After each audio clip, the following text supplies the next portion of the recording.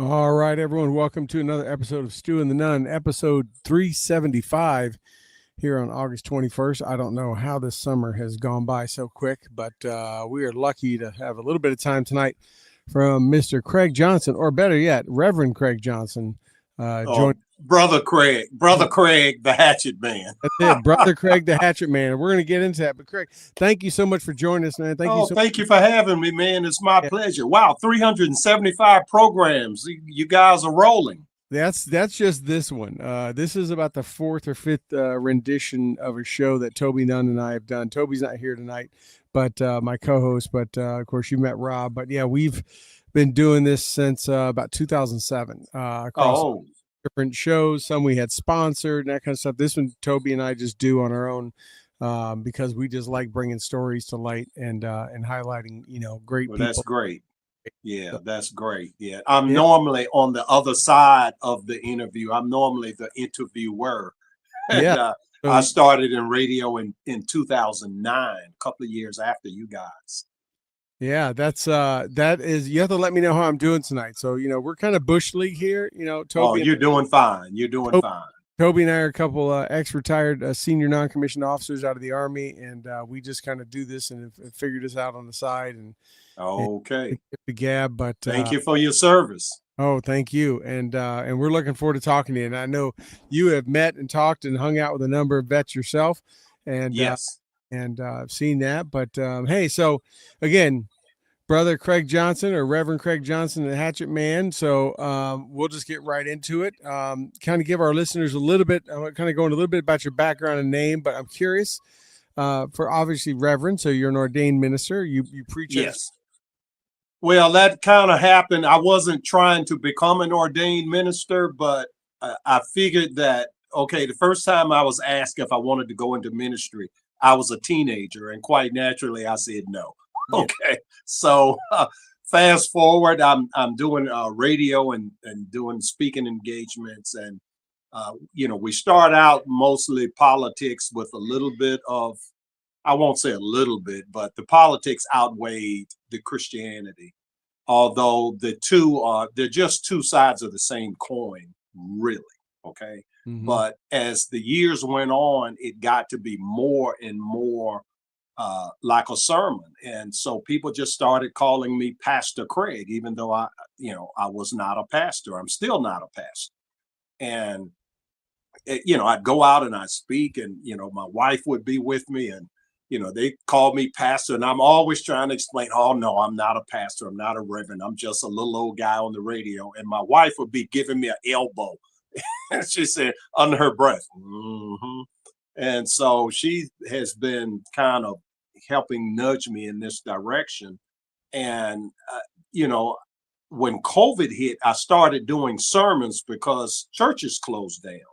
Right. And so I was saying things that I never heard any other preacher say. So I asked a preacher who I have a lot of respect for his biblical knowledge. I sent him some of my sermons. I asked him to please critique me and make sure that I'm not taking the Bible out of context or I'm not reading things in.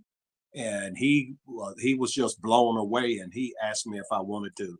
He asked me first if I was ordained. I said no, but people always assume that I am, and I keep having to explain to them that I'm not. So he asked me if I wanted to be ordained, and I thought, okay, last time I said no, I better not say no again. This might be God speaking to me through this gentleman here. And so I think about 3 years ago, I got ordained. And, okay. But so I enjoy, I'm still doing the same thing I've been doing.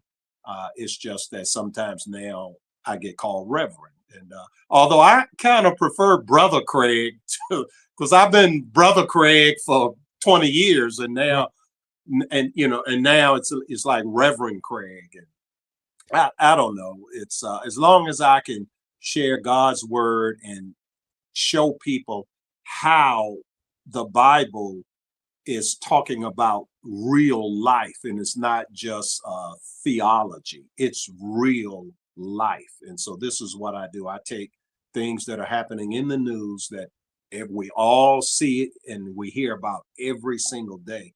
And I find examples of that in the Bible, and I illuminate, what thus saith the Lord in regards to this particular issue. That's my specialty. Right, right.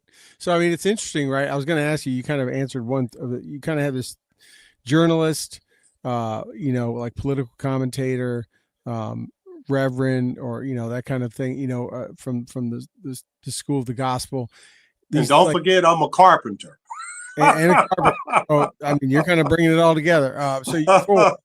Now, do you do carpentry full time? Is that like a main part of your? Well, my wife and I, we buy houses and then I renovate them and then we sell them. Okay. But prior to doing this, I had been a carpenter and a small contractor for 42 years now. So okay. There's nothing on a house I can't fix. So you've got all these different aspects, but focusing on the first three, and you've answered how you got into the ministry side of it. But I mean, which one came first? But besides the carpenter, you say after the carpenter, was it the political commentary and feeling like you had something? Yeah, it was political commentary. Okay. Strangely enough, when I got into radio, our current Lieutenant Governor, Winsome Sears, I was working with her volunteering. She was running for Congress against Bobby Scott. And I took her to a radio station and she was interviewed there. And I asked her, she didn't have any money. So I asked the guy, well, how can she get some ads on your station? And, the amount of money he wanted, she did not have the money. So I look up at his roof and I say, man, I bet that roof is leaking, isn't it? He was, how do you know? Well, that's what I do. I fix roofs. I said, how about you give her some free advertising and I will fix your roof? Okay. And we struck that deal. So she got some ads on his radio station. I came back later and fixed his roof after the election was over. He was so shocked. He said, man, usually guys say stuff like that, you never see them again. And so he asked me to participate in a political roundtable at the station. And I did that for about a month. And then he asked me if I wanted to have my own radio program. And that was in 2009. So, and I picked the name Brother Craig, the really real deal with Brother Craig, the Hatchet Man, because one of my high school football coaches gave me the name Hatchet Man when I was 15. Well, you answered one of my eyes. Another question I had spun up was where that name came from. Man, I'm not going to let you ask me any questions, am I? This is how I know you're used to being on this side of the microphone, because you already know what's going to be asked. Because I mean, obviously you don't hear Hatchet Man, with a reverend or someone. Right. It's usually a negative. And so, and when I'm talking, and I always say, your friendly neighborhood Hatchet Man, Brother Craig, coming at you live. I always put in there friendly because people think Hatchet Man, they think something bad. Yeah. You guys coming to fire everybody or take everyone out. Yeah, it's just the sword of truth, the hatchet of truth, and the hatchet is sharp on both sides. So, I'll chop up Democrats, I'll chop up Republicans, I'll chop up atheists, we're all sinners and we all fall short of the glory of God. Yeah. And so if any person in leadership, and if you notice how Jesus hard critique for people in leadership, the woman caught in adultery, he said, go and sin no more. Okay. But the leadership of the Pharisees, he said, ye are of your father, the devil. Okay. And so he had really much harder words for people in leadership. And the Bible does say, be careful when you seek leadership, because you will be judged by a higher standard. And so I save my ammunition for people in leadership, preachers that don't preach the gospel with integrity, politicians that don't lead with integrity. And most of us have some area of our life where we are in leadership, even if it's only as a mother or a father. You are the leader of your family. Right. Even if it's an informal leadership position, correct, not some assigned directly or something, but just by your sphere of influence. And right. And see, we zero in on the presidents, the governors, the preachers, the Pope. We zero in on people in obvious leadership, but we all, even if you're just a Christian, other people are looking at you to see if you're truly a Christian or if if you're faking it. Right, right. Well, hypocrisy is a measure by everyone's looked at, right? Which is why leaders, Yes. why it says they're held to a higher standard, and why we see that done throughout not only a lot of civilian organizations, but definitely in the military. Yes. And law enforcement and others, but it's kind of inherent through all organizations Yeah. that a As it leader, should be. yeah, a leader is held to a higher standard. A leader's Yes. up earlier, they go to bed later, they have everything done. They have to have all their stuff together, because if they're going to enforce standards or regulate or whatever it may be, they can't be at fault of those either. Yeah, I think mistakes may happen, but they can't sit there and the whole do as I say, not as I do kind of thing. Right. But what do we see in the world before us All the today? time. We see the preachers, they are like Book of John, chapter 10, the hireling. Okay. The true son stood between the sheep and the danger represented by the wolf. And because the sheep belong to his father. Okay. Now, the other guy, he said, well, I'm not going to stand in front of that wolf. These sheep don't belong to me. And this is a story quoted directly from the lips of Jesus the Christ. He said, I am just a hireling. And so we see in leadership, there's danger. When you speak the truth in a world that's not based on truth, then, I mean, look at Trump. He, like him or not like him, the man speaks a bold truth and he doesn't care whose feelings he hurts. And so he's been impeached twice. He's been indicted 34 times. They tried to give him 700 years in prison. They shot him in the head. They tried to shoot him a second time at the golf course. They tried to keep him off of ballots. All of these things, there are examples in the Bible of every last one of them, to include assassination attempts, okay? Yeah. To include all of the wickedness in the law, all of it. But most people, they don't sign up for that. They want the perks and the privileges of being seen as a leader, but they don't want to truly stand between the people and the wolf, okay? Yeah. Because they're in it for other reasons. They're not in it to serve the gospel, to preach the gospel, or to save the republic. They're in it for nefarious reasons. Yeah, And they're not in it selflessly to bring exactly. right. They're in it for selfish and an agenda or whatever. It's like what we see with these politicians who, I'm a big proponent of term limits, and it's like, go do your time, do civil service and public service. It may be locally, it may be at the national level. Do whatever number of terms that 2 or 3 or whatever, and then come back and be a constituent again yourself. You wouldn't represent your people, but it's not a 40, 50-year career, Right. where you Right. get lifetime medical coverage and you make yourself a millionaire while you're supposed to Exactly. be representing a district or a state Yeah. or whatever it may be. And it's so obvious nowadays. Yeah. It's in seeing this creates pessimism in the public when Right. people see their preacher laying 2 men, okay, or he's got a woman on the side, or whatever the case may Right. be. And you see the same thing. You see the politician, they get rich, okay? They go in worth 100,000, and in 10 years they're worth 100 million. Okay. It's like, okay, I don't get those stock tips. How is your stock portfolio doing 100 times better than everyone else's stock portfolio? Everyone And says, they say, you follow what Nancy does, you're going to be amazing. That's the secret. I mean, he's got the best one going, but yeah. it's funny you mention that, right? Because, I've this is something I've said to people many times in both military circles, my church, and other circles, is that humility, being a leader of men myself for 22 years plus, but just 22 in the military, humility is the greatest overlooked characteristic of a leader. and greatest or Yes. most common, right? And I tell people, I would ask people like, who's the greatest leader you can think of ever in our history, in our globe, right? What's it?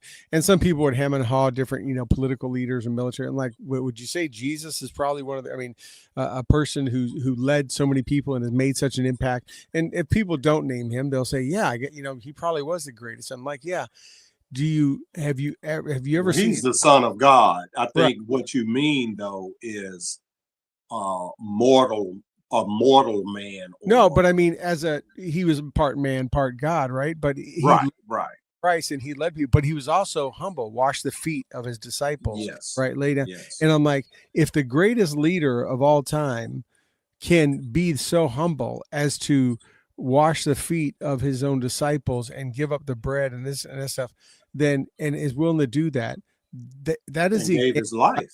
that's the example by which all other leaders of Yeah. any kind should follow, right? Uh, And gave his life. Yeah. Yeah.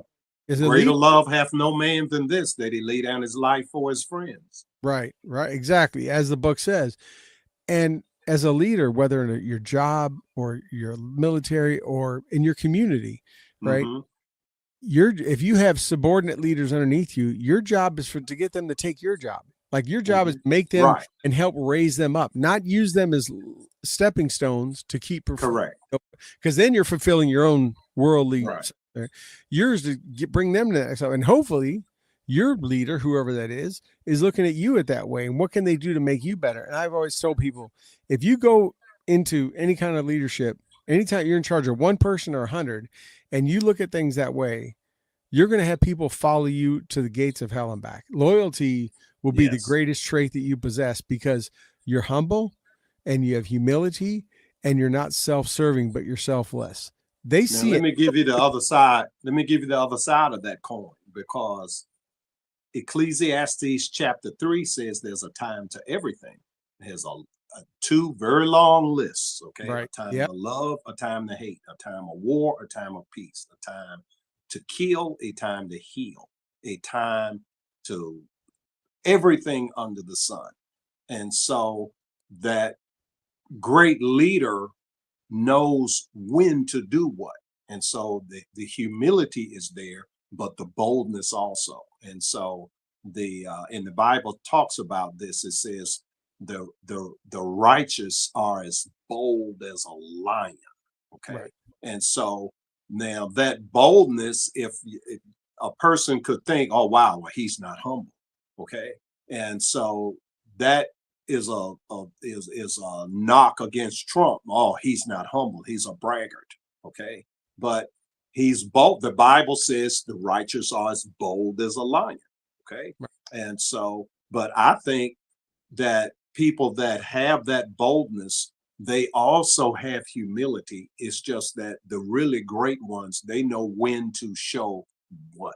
Okay. Right. Right. And so, and a lot of times you catch a person in their private moments, and in their private moments, that's when you see the humility, the kindness, when there's no camera there to record it, because they're Right. not trying to show off. But then when the cameras are there, it's like, the chest is out, and I'm ready to go and fight and put my life on the line. And Well, so, the Bible talks about that when it talks about the Pharisees, when it talks about prideful boasting, right? yes, Jesus talks about don't be out there praying and showing you're praying. You pray in private, pray, right. it's that same way, right? Yeah. If you're looking for camera time, if you're looking to pander, to put it in more of like common or current political things, that's people will see that. Yeah, it'll look good and better to those that are in your echo chamber. But for those that necessarily aren't, or even those that are, they'll look at it and realize this guy or gal only showed up and did this because Well, some people, the and nature of what they do, they're in the spotlight. For example, a governor, a president, a right. CEO of a company, an athlete. Okay, every Sunday the cameras are right there on the football field, and so some people, the nature of what they do requires this, and this is why one of the most powerful chapters in the Bible is Ecclesiastes chapter 3, because that prevents us from judging people with the wrong scripture. Okay, because maybe it's the time for this one, but last week when you saw them, it was the time for that one.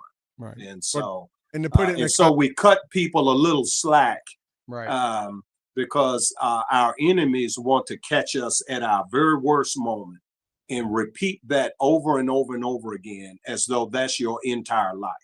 Right. And to put it in the current context, right? I'll give you two examples. I'm from Buffalo. I live in Buffalo, right? Love my Bills, and we love our Josh Allen, right? Great quarterback. And yeah, he's in the spotlight on the sidelines and in the game. But at the same time, he goes to the children's hospital with other players during the week. No one sees. And the only way you know about it is because families take pictures. And he gives his time and sees kids and that kind of stuff and goes out of his way, right? That's one example. Another example is doing it privately to the degree that it's hard to be private when you're such a public, but he's trying to be private. And like you said, family, out of appreciation, family makes it known. But and it's really hard when none of us knows what it's like to walk in the shoes of someone that's like one of the most famous people. I tell people all the time when they try to quote someone's sins to me, and I would tell them, well, what if you had reporters following you around for your entire life? Would your sin be known? Yeah. Because don't tell me you don't have it, because the Bible says we all have it. That's going to happen when you go to those gates and that book of life gets opened up. Hello. There's going to be paparazzi like so, it. That's a good point, man. So in other words, the paparazzi are there. They're called the recording angels. It's just it hadn't been open yet, and the one you want to hate on, his is being told while he's alive. But we all are going to have to face that music one day. That's a good point. I'm going to remember that. They got the best 8K 60 frame per second cameras, microphones, and everything you can imagine. Nothing, no detail. Nothing escapes. Yes. But same on President Trump, right? Luckily, I've been fortunate enough. I have a lot of people in my circles that are either have been in the last administration or in the current, or even in some cases knew him and were in his circles prior to him ever even thinking about running.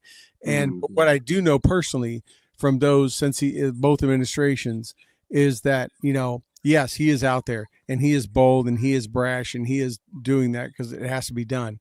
But I also know there are many times he makes private phone calls to families, that he talks to them privately, that no cameras around.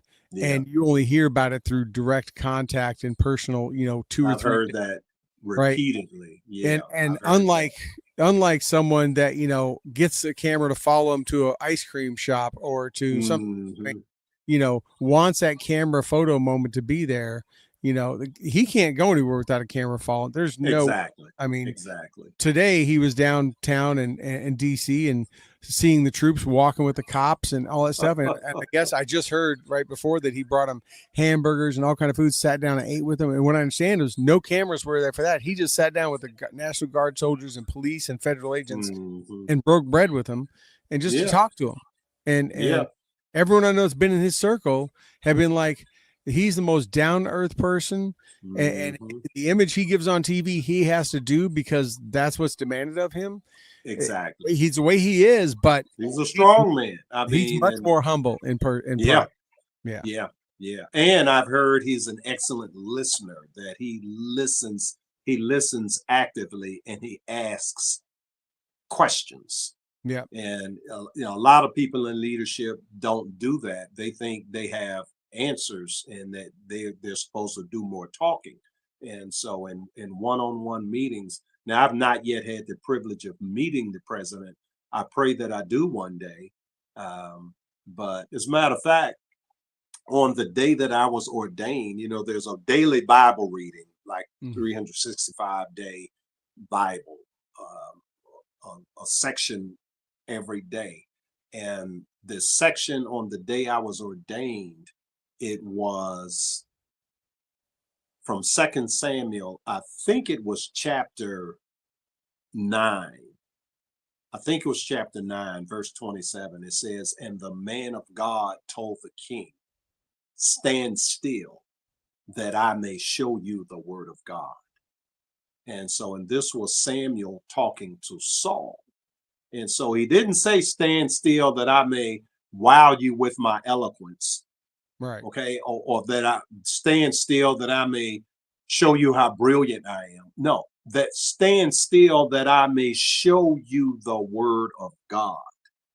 Okay. And so that's basically, I would love to one day have a biblical conversation with President Trump. He is all through the Bible, and the things that they're doing to him, they're all through the Bible. And I wonder sometimes, has anyone told him these things? Okay. Yeah. I wonder. It'd be nice if he would be aware of it, but I don't know that he's aware. Right. Right. Yeah. I mean, he definitely has a lot of faith leaders around him and have been around him, but yet Yes.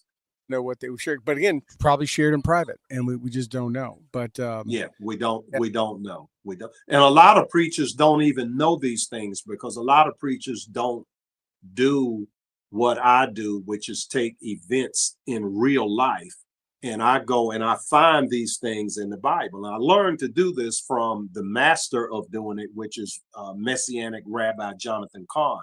I interviewed him, I guess it's been about 8 years ago, the first time I interviewed him on the radio. He had just written a book called The Paradigm.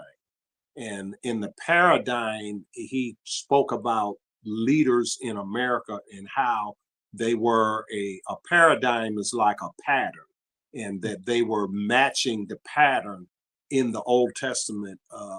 And specifically, they're probably 30. I'm just going to give you a few, but there, I think he had like 30 something instances. And what impressed me was how precise they were. And my wife set the interview up and for originally for 30 minutes. And the book came and I started reading the book and I was just so blown away. So I asked her, please contact his publicist and ask if he would give us an hour because there was so much in there.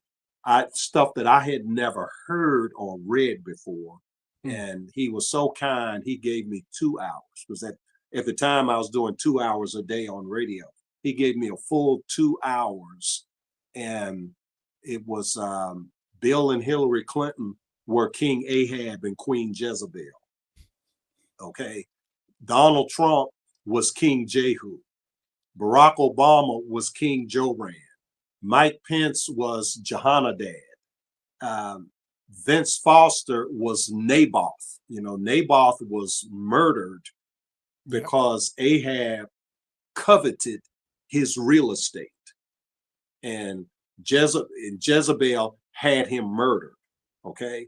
And what was Whitewater was basically the Clintons coveting real estate along the Whitewater River in Arkansas. They set up this scam of a deal. right, And Vince Foster, his name literally means keeper of the forest. That's literally, and he was the guy who kept the Whitewater records. And when he was killed, they say it was suicide. But when he was killed, there was a break-in in his office, and the records to Whitewater were missing. yep, Okay, and so the name Naboth literally means keeper of the vineyard. I mean, and it's like I'm reading this stuff, and there's like 30 something odd. correlations of just Right. I yeah, mean, and it was not just how many they were, but how precise they were. Because in my imagination, I was a little pessimistic, and I admit, and I was wrong, and I can admit when I'm wrong, but I was saying to myself, yeah, right. This guy's going to take the Bible and he's going to stretch it and he's going to make it fit what he wants to say. This is the pessimistic me saying this prejudiciously before I had cracked the book open. Okay. right, And people do that all the time. yep, You know, I'm a human being. I used to do it. Okay. But that taught me, okay, don't do that. And so I was like, wow, the guy, he did not stretch it. He did not massage it. He did not make it up. It was powerful. And since then, I have learned how to go into the Bible. And it's not difficult to do. I mean, we all have computers. We can do word search. It's not like 50 years ago, you'd have to really be a Bible scholar. Today, you have these shortcuts you can take. It's called word search on the internet. Right. Okay. And you can put in a keyword search. The only problem is that because Google is so wicked, that you have to be persistent, because Google will not like to give you what you want. Google would like to give you what they would like you to have. Right. And right. so you have to be really, really persistent and not accept the first thing that Google kicks out to you. Okay. Because the first thing they give you is usually not going to be the right thing. Right. Yeah. It's funny you mentioned that, cracking that book open and reading it yourself. I think that's where the good term, don't judge a book by its cover comes from, right? Yes. Yes. And that's exactly what I did. I'm ashamed to say, but God forgave me. People do all the time. Right? You see somebody, you see someone with a red hat, or see someone with a pickup truck, or see someone, whatever, tattoos, and they just judge them by that. Just like you see someone with the blue hair or nose ring or whatever, and you think, oh, they're this kind of thing. But until you kind of crack but we're usually right with the nose ring and the blue hair. could be. But, until you sit down and talk and crack that book open, then you see what that person is, right? And not just not just look at them and categorize and put them in an identity that you think they are by what you see. And because, like I say, people change. Maybe they had that nose ring done and stuff done when they were young and in their 20s and thought they were rebelling against their parents, but then they started paying taxes and they realized that, well, in that case, they would have the hole, but the ring would be gone. That's true. Yeah. Yeah. But yeah, so let me ask you, you covered a lot of things. Like you say, you preach in the pulpit, but you do talk a lot of politics. I think you kind of said probably more politics at first. There's a lot of controversy in the country about, and in just the Christian faith, about mixing politics in there. Have you got a lot of backlash of that? Do you hear a lot of from some people, but my audience, they like it. Okay. And so the backlash comes from the preachers that are John 10 and 10. Okay. Book of John, chapter 10, the hireling, because they don't want to deal with truth. Now, the Great Commission, Jesus said to take the gospel everywhere. Now, so I asked these preachers, I asked them, okay, what part of everywhere do you not comprehend? Okay. Everywhere means you take it into politics. You take Christian faith into your marriage, into your child rearing. Would you want to do business with a guy that cannot take Christian faith and Christian integrity into his business relationships? Would you want to work for such a guy? Okay. And so we have to take it everywhere. And so once we start saying we're going to take it almost everywhere, we can't take our Bible into politics. There's a separation there. Now that's the slippery slope, because that's the same preacher that will say, oh, Sam and Johnny came to me and want to get married, and I can't deny them. Okay. And so now he can't take the Bible into marriage. Okay. And then little Johnny, he wants to become Johnetta, and he wants to have his private parts cut off, put on a wig and some lipstick. Now the preacher, he can't deny him that. Okay. And so once you start down that road of there's a place you cannot take the Bible, okay, and I don't care which place that is, you can start with, but I can't take it into politics. I can't take it into marriage. I can't take it into dealing with children. Did you know that there is a legislator in Virginia, a man who wears a dress and wants to be called by a woman, by a woman's name? He's somewhere up in Northern Virginia. He tried to pass a law that if your child or your grandchild or the child of someone in your congregation, they want to change their gender. And if I, as the father, the grandfather, the minister, if I advise them not to do that, they would want to make that a felony, which is the way they do it in California. Now, fortunately, we had enough Republicans around that the law got shot down. Okay. Now, if Abigail Spanberger wins and the Democrats maintain control of the House of Delegates and the Senate, they will have all three. There will be not enough Republicans to stop them. And so then if someone comes to me, I have to be the true son. I have to stand between the flock and the wolf and potentially be sent to prison for 10 years. Okay. Just like the praying grandmothers, one of them was actually a great grandmother. All right. They were engaged in silent prayer at an aborticide facility, and they both got convicted and sent to prison. Okay. And Trump pardoned them.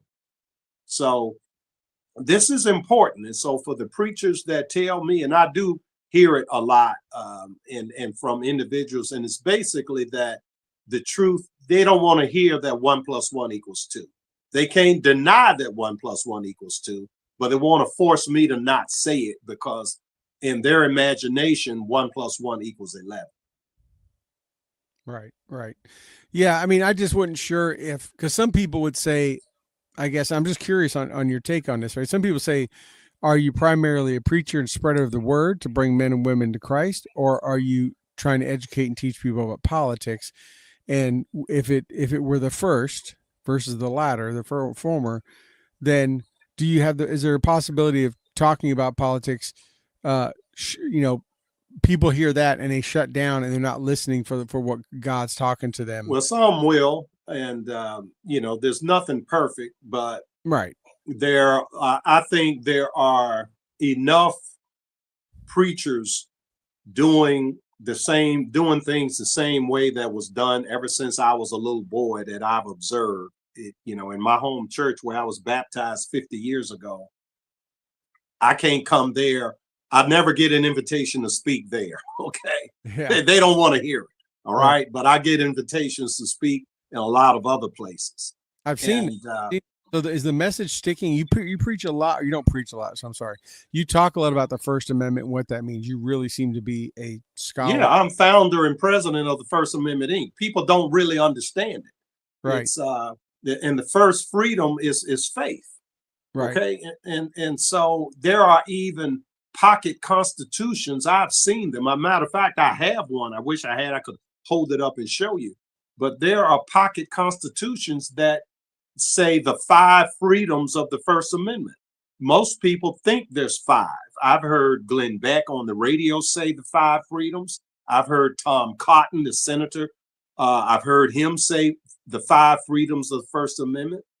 A couple of other senators I've heard. This is the whole reason why I started the First Amendment Inc., because I'm hearing these people and I try to email them and I never get a reply. I was like, my goodness.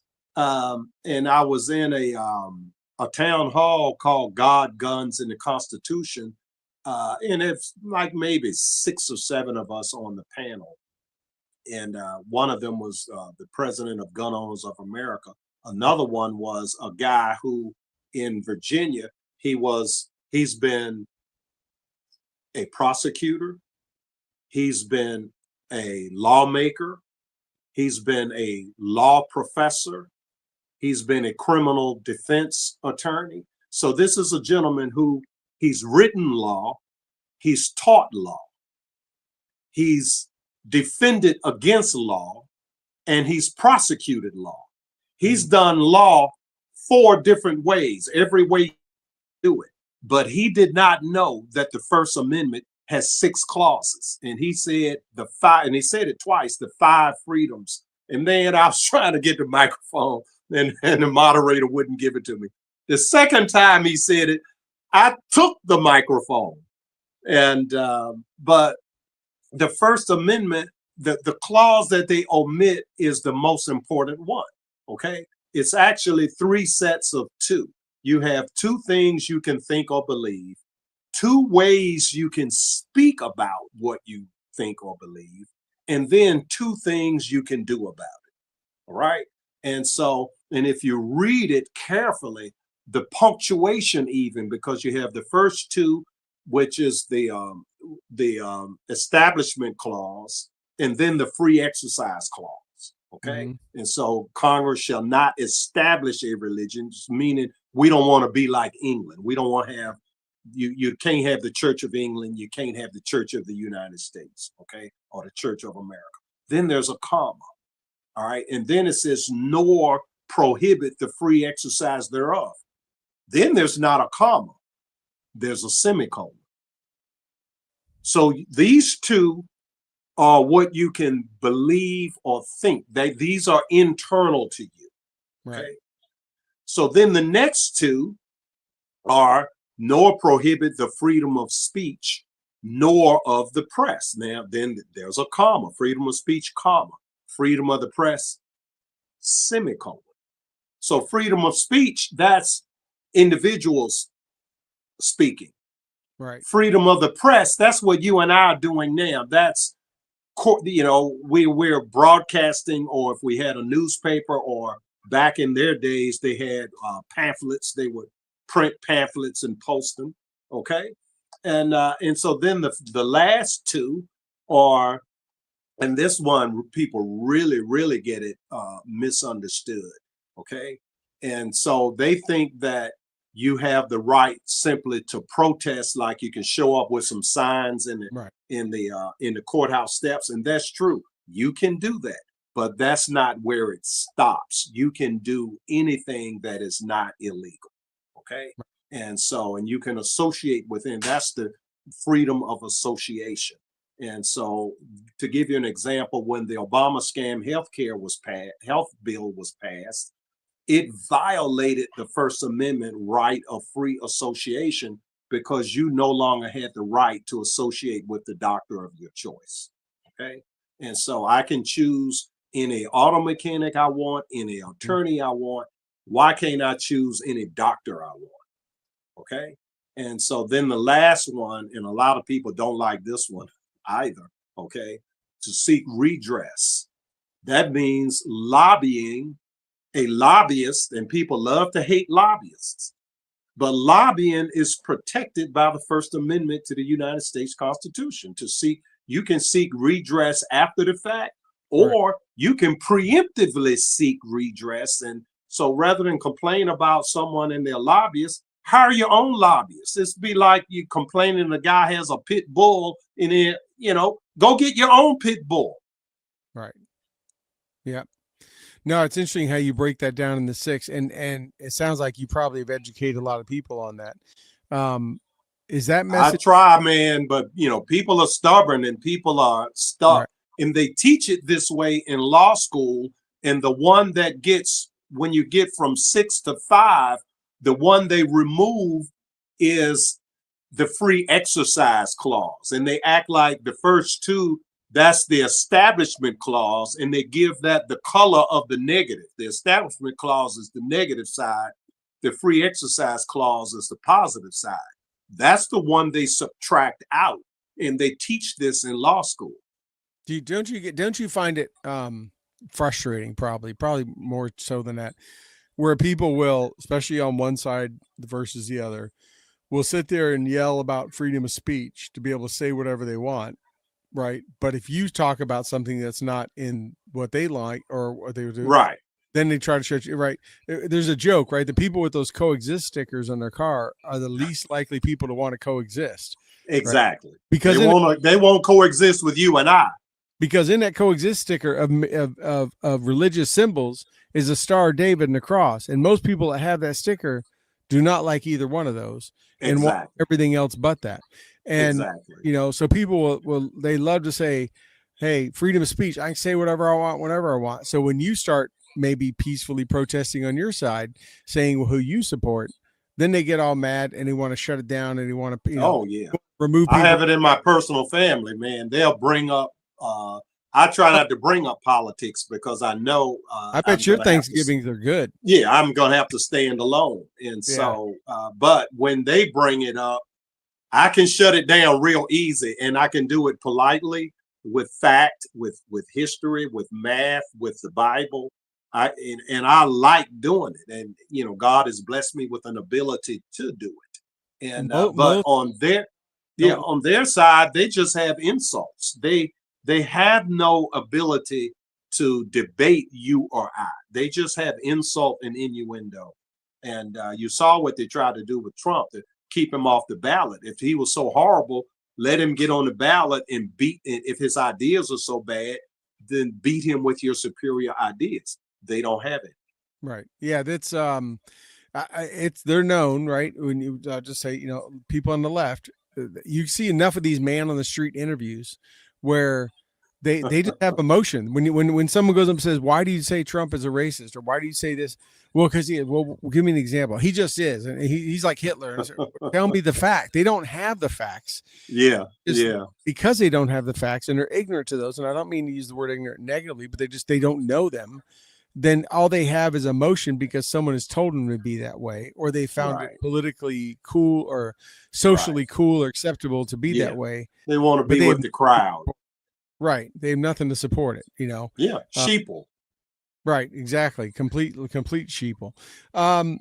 So let me ask you, so when you obviously you said earlier that, people that you talk to in your ministry and where you guest speak and stuff really like your message.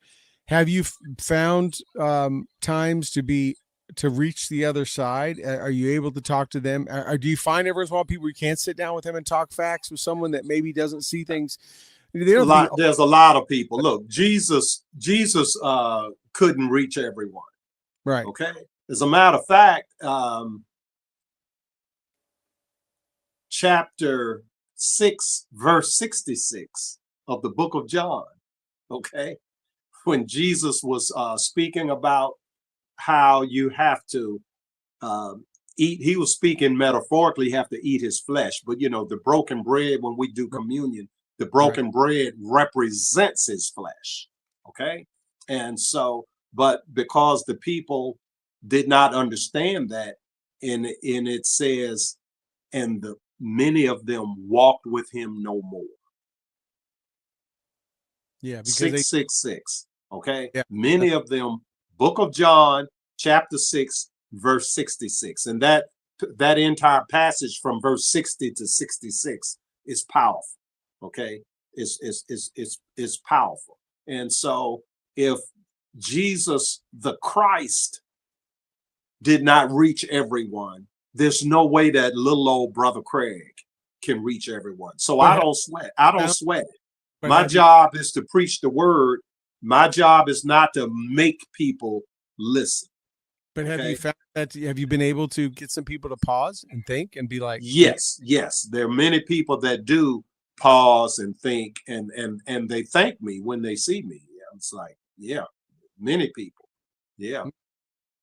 Have you seen, I remember in the first Trump administration and previous administrations, Bush and stuff, in May, I think it's the first Friday or so, if I remember, but don't quote me, like, the National Day of Prayer and that kind of stuff. And I know that kind of disappeared a little bit in the Obama administration, definitely disappeared in the Biden administration, and has come back strong again. But I mean, that's just an example. But have you seen the National Day of Prayer? Yeah, the National Day of Prayer. But have you seen a change of just between the administrations? It's huge.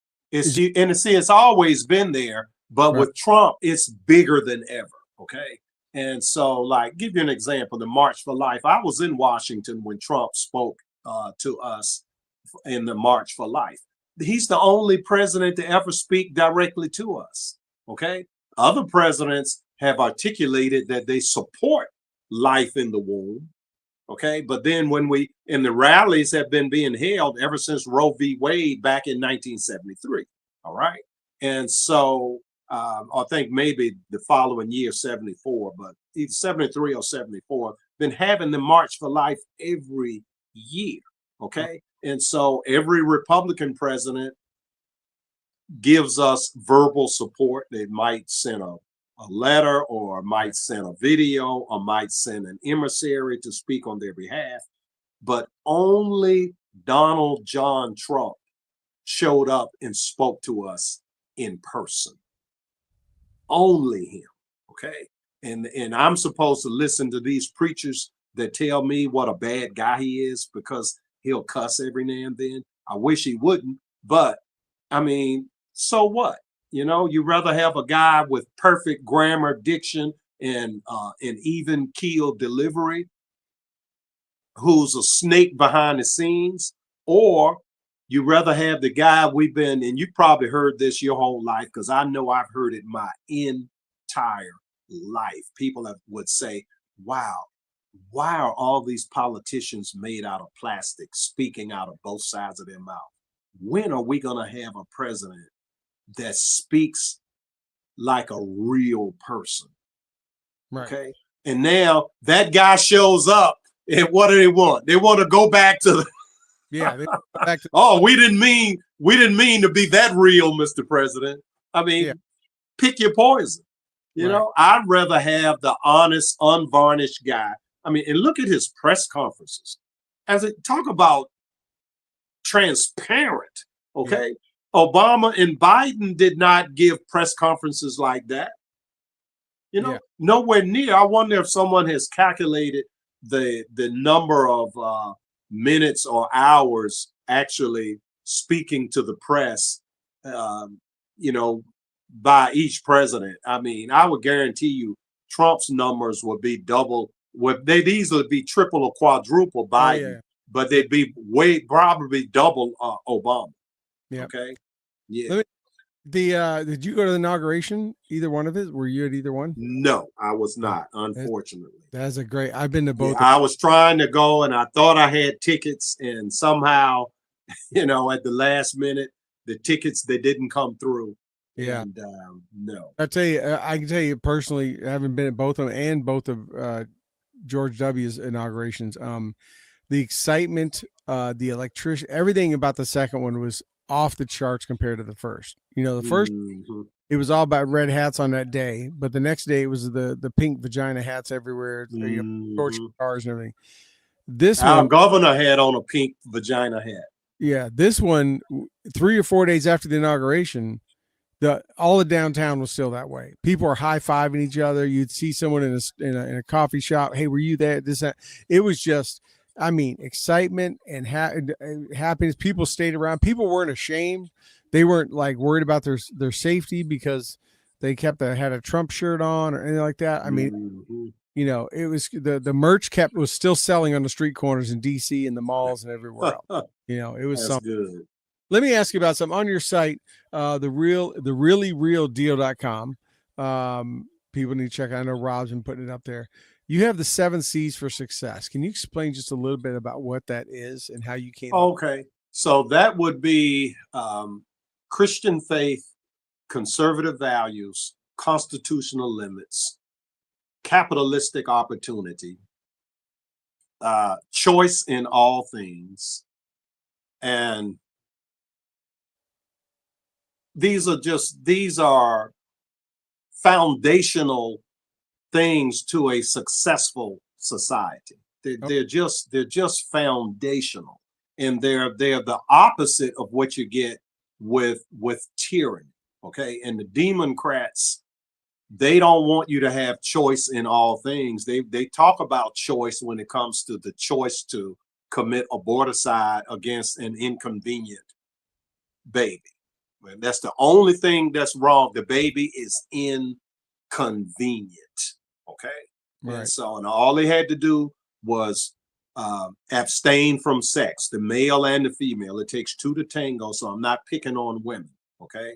A lot of men are in favor of aborticide because they want to have sex outside of marriage and then and not wear a condom. And then when there's a pregnancy, they want to just toss the lady $500 or $600 and be done with it, with no conscience at all. And so these men, you know, and they claim they're supporting women. What they're really supporting is their ability to have illicit sex, to have sex with a woman with whom they would not like to procreate. Okay. And so, but we believe in choice. You know, I wanted the choice of where I send my children to school. They don't believe in that. They want to send your child to the school that the school board says, even though the school board members' children quite often do not go to those very same schools. Okay. Right. Choice of doctor. You just go down the list. Okay. And so all of these is capitalistic opportunity.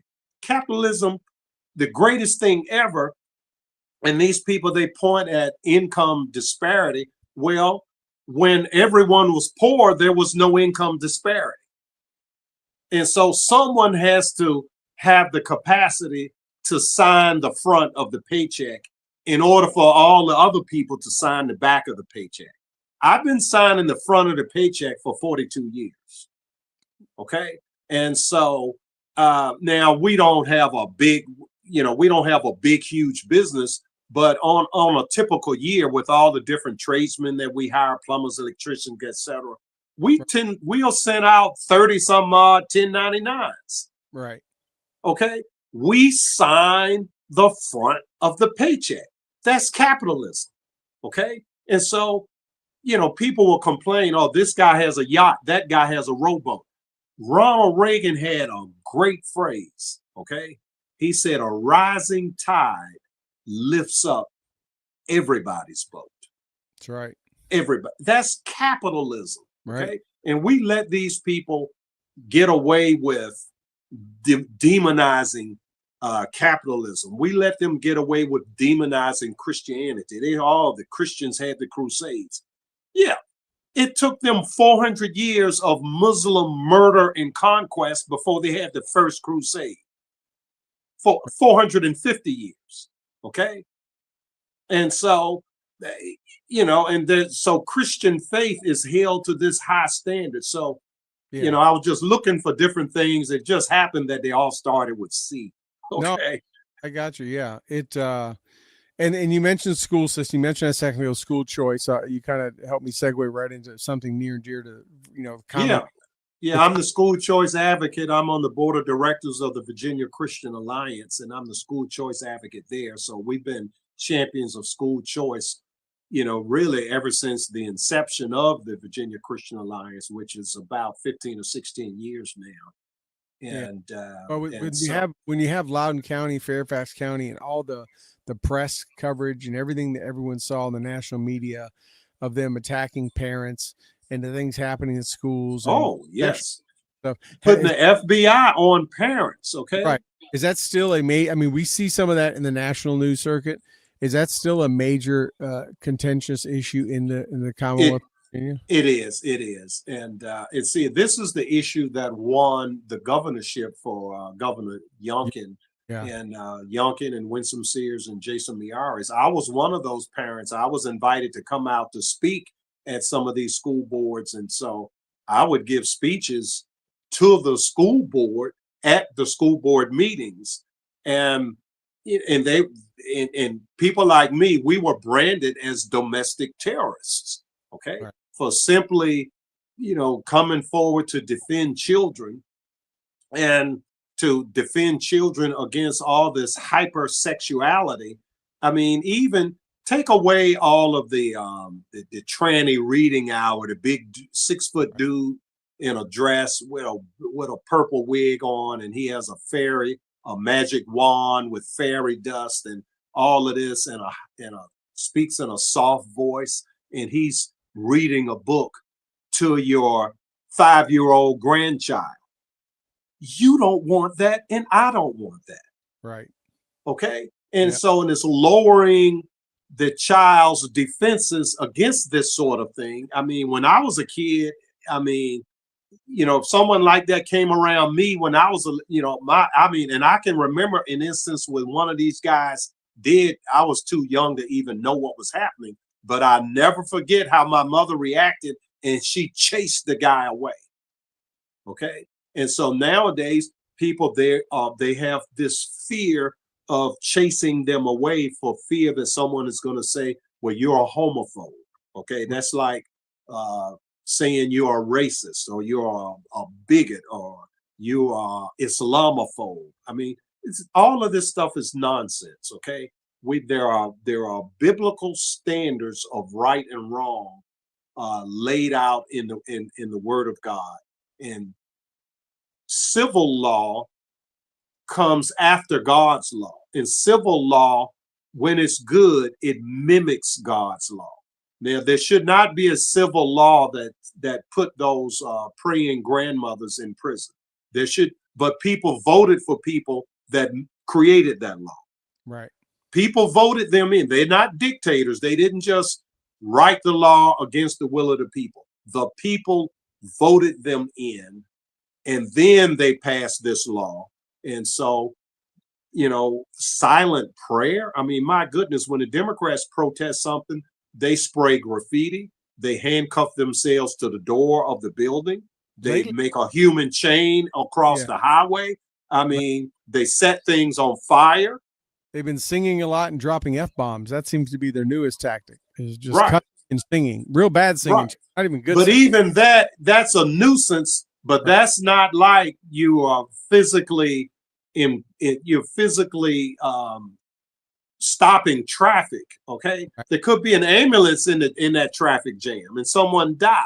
Okay. They set things on fire. There was 400 riots during the George Floyd incident. 400 riots. And so when Christians and conservatives protest, we are engaging in silent prayer, not prayer with a megaphone like a Muslim.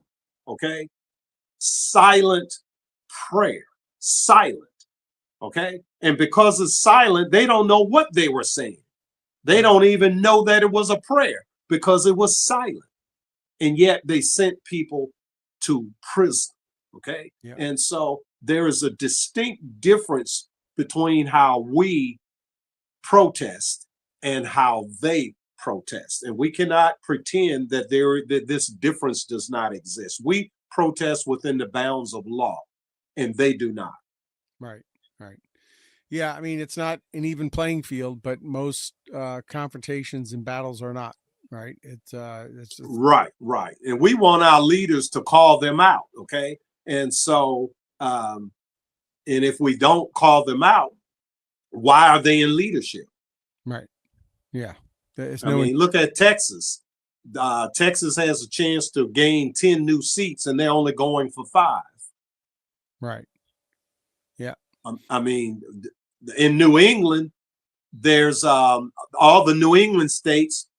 There's 37 to 42% Republican, depending on the state.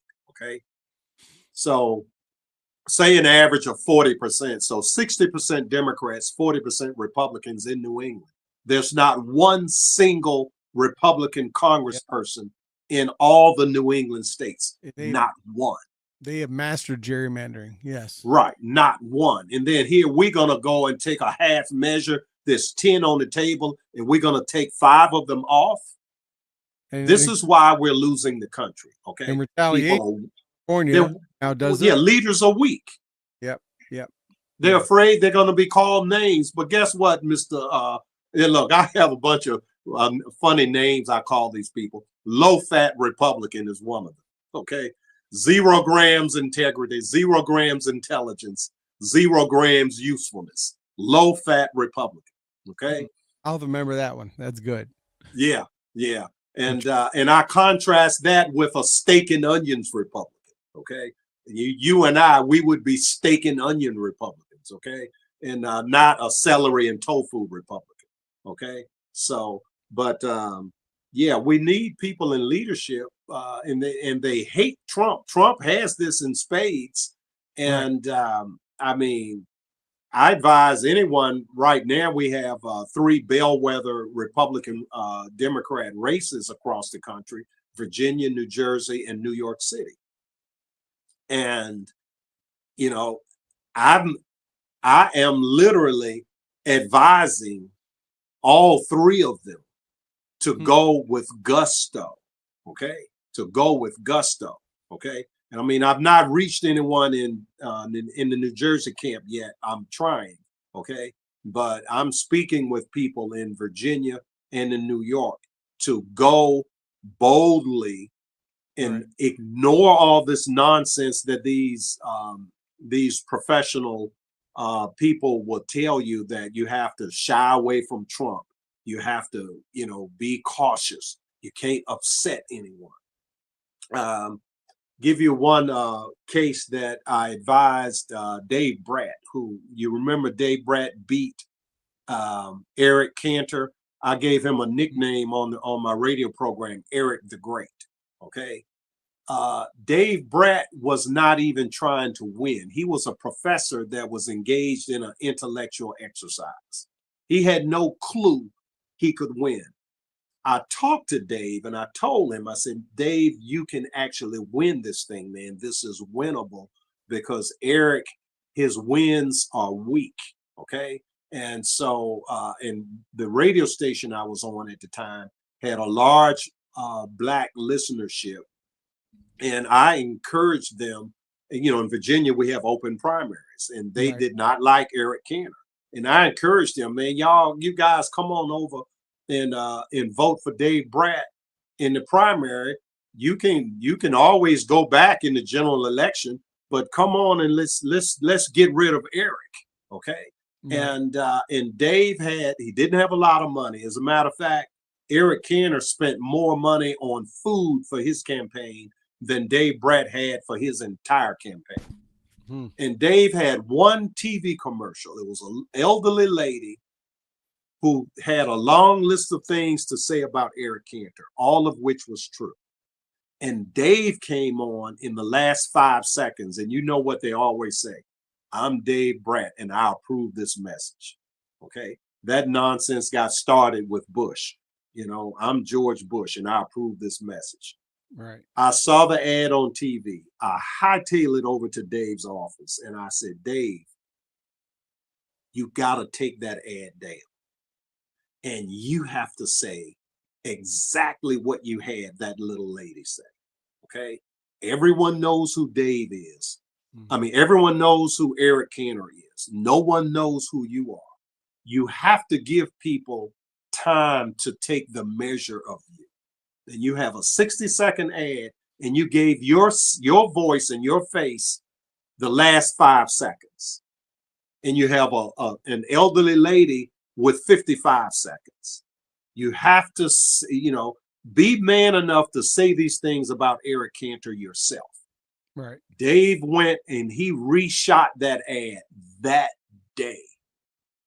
The next day, the new ad was up with Dave saying these things himself. You don't see that often in political ads. Right. Right. People are worried about cancel. They're worried about, They're worried about all kinds of things that they shouldn't worry about. Yep, Okay. yep. Politics is warfare without bullets. Okay. Are you a warrior or are you, trying to be cute? Okay. You got to make your mind up. And Yep. so I would just advise these candidates to do the same. And Dave listened to me then. But look, then when Spanberger came against him, he would not take my advice. Okay. Oh, no, Brother Craig, we can't do that because all these suburban women, if I do that, these suburban women, they're going to come out of the woodwork. And I said, man, Dave, they're coming anyway. Yeah. Okay. There's nothing you cannot do that's going to cause them to not come out. Okay. Right. You have to run your race. Okay. And so, but anyway, fear. Either on the balls of your feet or your heels, one of the two. Right. Hello. Spoken like a military man. Yeah, I mean, that's just it. But hey, Brother Craig, we've had you on for I told you an hour go by quick, man. Yes. Over an hour. And we covered a lot of topics. I got a lot of my good questions in, especially some of your background and that kind of stuff. Is there anything you'd like to leave our listeners and viewers with that we did not cover that you want to make sure they know about? Some Bible, okay? Okay. For the Christians who are students of the Bible, I would ask them to look at when you see all the lawfare that's going on against President Trump. Okay, I'm going to run through a few of them really, really quick because your time is valuable too. Luke 20:20. Okay, Trump's campaign started with him complaining about they were spying on my campaign, and the media laughed at him. You remember that? Yep. Book of Luke, chapter 20, verse 20. And they watched him and sent forth spies, pretending to be righteous men, that they might take hold of his words in order to turn him over to the power of the authorities. That's precisely what happened. Okay. Yep. They planted spies inside the campaign his impeachments, both impeachments were literally over words. Okay. The first impeachment was over a phone call with Ukraine. Words. Okay. There's 20 people on the phone call with the president. Okay. Anytime the president is talking to someone, there's 20 people on the phone with him. Okay. Right. And so they make all this stuff up. But anyway, that's one. Book of Daniel, chapter 6. It pleased King Darius to place 120 princes over the kingdom, and over these 3 presidents. And of those 3, Daniel was preferred above the rest. Okay? Because there was an excellent spirit in him. Apply that to today. 3 presidents. Right. Okay? Obama, Biden, Trump. All the leaders, and then the 3 presidents, and the people preferred Trump over the others. And so verse 4, and it says, and then the others got together and they said, we must find an occasion against this Daniel, but we can find no such occasion against him, inasmuch as he does his job and there is no fault or error found in him. And so, again, apply that, and people can like Trump or not like him, but he has a catchphrase: promises made, promises kept. I've never seen anything. I've been paying attention since Ronald Reagan. Reagan was great, but I've never seen a president keep as many promises as Trump has kept. Okay. And in fact, when one doesn't go, like him saying, I'll end the war in Ukraine, like in the first 24 hours or whatever. Yeah, he's still working on it. He's speaking with hyperbole, but when it does go through, they don't, it doesn't matter. Like, oh, look, he didn't get it finished. Yeah, but he finished 6 other wars in 6 months that no one even knew about. And he has 11 peace deals. Okay. 7 this year alone, and 4 peace deals in his first term, the Abraham Accords. And he's been nominated for the Nobel Prize 10 times so far. And, you know, Jimmy Carter won it for brokering 1 peace deal. Obama won the Peace Prize for brokering 0 peace deals. Yeah. Trump has brokered 11 peace deals. He may end up with 15 because there's 4 more on the table, not just Russia, Ukraine, but there's 3 others that are on the table that he's working on. So you're talking about a potential 15 peace deals. Okay. But anyway, so they say in the Bible, it says we cannot find any occasion against this guy. Same thing. They can't do anything with it. And so, but what ended up happening was they manipulated the king, passed a law, and got the death penalty executed against Daniel, putting him in the lion's den. And the lions did not eat him. And look at Trump. They've tried to take Trump out by impeachment, by indictment, by financial ruin, by assassination attempt twice. Nothing works. So now what to do? And this is the key. You do the biblical thing. A lot of Christians are advising the president, Mr. President, don't engage in tit for tat. Don't try to indict. The Bible does not say that. Okay. The Bible says in the book of Daniel, in the book of Esther, in the case of Haman and Mordecai, okay, in the book of 2 Samuel, in the case of Absalom and David, in the book of 1 Kings, in the case of Adonijah and Solomon, okay, in each case, the person that tried to kill the man that God had in place, that person ended up getting killed. And I'm not saying we're going to shoot anybody. I'm just saying that they should get what they tried to put against the man of God. They should be, and it's biblical that they should be indicted. They should go to prison in exactly what they wish for the man that God put on the throne. That is supposed to happen to them. And you see this throughout the Bible over and over and over again. And I just ask people to, when you hear a preacher say that, ask the preacher, show me that in the Bible. Right. Yeah. Yeah. No, hey, this is, like I say, this has been great. Man, these connections and correlations to the Trump administration were not something I expected. That was very, very educational.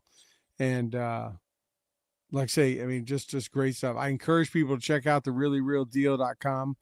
I Check. appreciate it, man. Yeah, Yeah. the web, we've been having a lot of website warfare. And so we have to revamp the website. And I'm looking at getting a new podcast started up really, really soon. And so right now, a lot of the content on the website is old content. I've not posted anything new lately because there's been, I don't know what you call it. I call it warfare. Okay.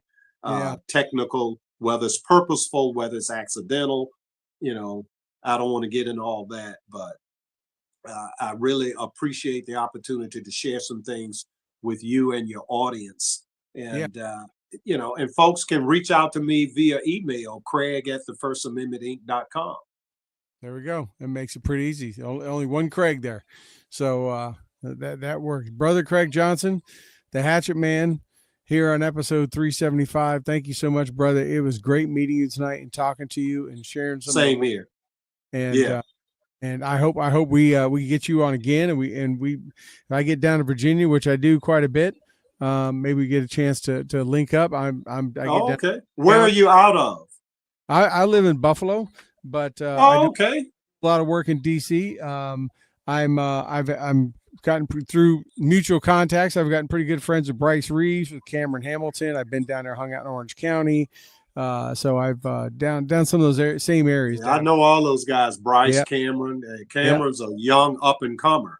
Yep. And I had Bryce's fiance, Kara. I had her on a couple weeks ago. So I'm running in your same circle. So hopefully we get you today, brother. Great. But, with that, well, God bless you. I pray that the Lord would continue to bless you.